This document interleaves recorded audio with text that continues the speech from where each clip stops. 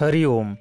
आज का विषय है अपराजिता के बारे में। नीला फूल वाली अपराजिता है या वो एक में सफ़ेद फूल वाली लगती है। आज हम नीला वाले की बात करेंगे।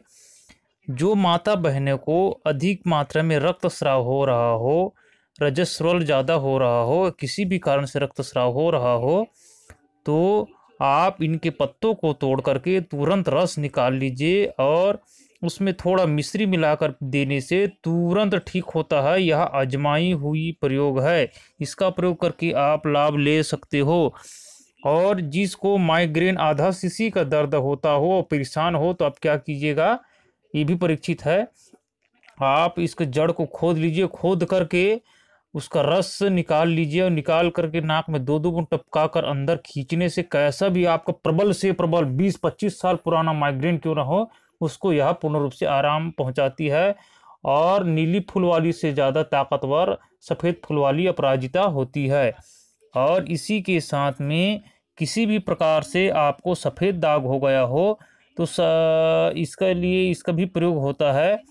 और हमारी माता बहनों को जो जिसको गर्भ नहीं ठहर पाता, उसके लिए आप भी प्रयोग कर सकते, जैसे कि सफ़ेद अपराजिता का छाल और पत्तों को बकरी के दूध में पीस कर छान कर उसमें आप जंगली शहद मिला करके पिलाने से जो गिरता हुआ जो गर्भ है वो गर्भ ठहर जाता है। और दांत में दर्द हो रहा हो तो इसकी जड़ को निकाल करके कल्क बना लीजिए, चटनी जैसा पीस लीजिए, उसमें काली मिर्च मिला करके मुख में गंडूस करने से दांत के जितने भी दर्द होते हैं उस दर्द में यह निवारण करता है। और जो माता बहनों को प्रसव पीड़ा हो रहा हो, प्रसव शीघ्र नहीं हो रहा हो, तो इसकी जो बेल को तो तोड़ लीजिए और कमर में लपेट देने से ही प्रसव को पूर्ण रूप से आराम कर देता है और प्रसव सुखपूर्वक होता है।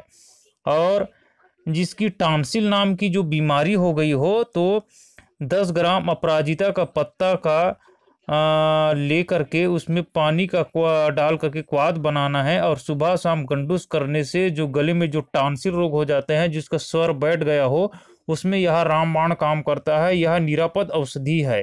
और जिसको श्वास है, खांसी है, तो उसमें इसका जड़ का शरबत बनाकर थोड़ा थोड़ा पीने से श्वास, खांसी, कुकुर खांसी, छोटे बच्चों के लिए रामबाण काम करता है।